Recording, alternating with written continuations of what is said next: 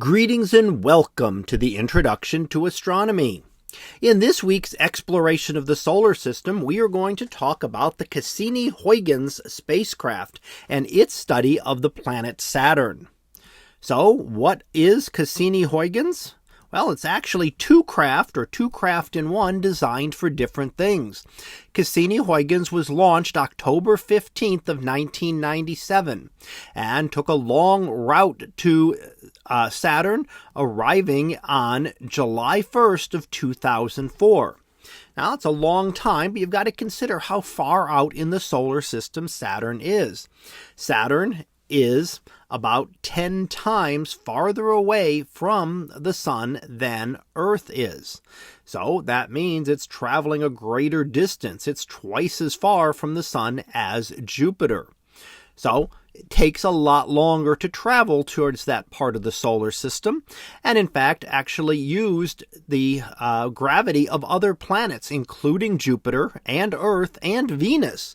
So Cassini-Huygens actually traveled in toward the inner solar system, then came back out, using the planets as a gravity boost to accelerate it to get to Saturn. Now, the purpose was to study Saturn, its moons and rings, so the entire system of Saturn, to look at that. And the Huygens probe portion was to land on Titan and be the first landing on another moon in the solar system, other than, of course, our own moon. So what did we find? Well, first of all, it did visit Saturn and gave us many images of the great ringed planet, as we can see here, with its distinct rings and gaps in between those rings and slight patterns on its surface. So it did study the moons, including various different moons. Here we see Enceladus here, and this is a very interesting moon in that it has water below the surface, and large portions of it like this have very few craters, signifying that they are relatively young. So it did study all the different moons of Saturn, the major ones, and including the discovery of several new moons. Now, it also looked at the polar hexagon. Now, that had been discovered by earlier spacecraft, but Cassini, being in orbit around Saturn, was able to study and look at that in more detail and actually note different color changes within the polar hexagon of Saturn. So, trying to better understand this structure that we see at the polar regions. Now, it also was there to study the rings, and one way that it could do this was certainly imaging the rings directly, and also by then looking at the rings using an occultation. And what was done here we see two images. On the top, we see the visible light image, and on the bottom, we see that from the radio signals. Now, how do you get the radio signals? Well, essentially, the craft was designed to then travel behind the rings and transmit its signal through the rings. And as it did that, noting its position, we could then map out the rings. And you can see how close of a comparison we get here. Although there are certain differences, too, in the different types of particles. Some particles are very easily seen from the front. They reflect a lot of light. Others tend to scatter more light and are better seen from behind. So we can see some of those differences here as you can note the two different patterns that we get between these.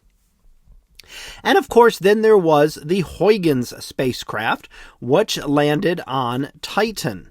And we can see an image here of from above looking down on Titan. Now, the white areas are areas that were not mapped, but the darker areas are regions of liquid on the surface of the moon Titan.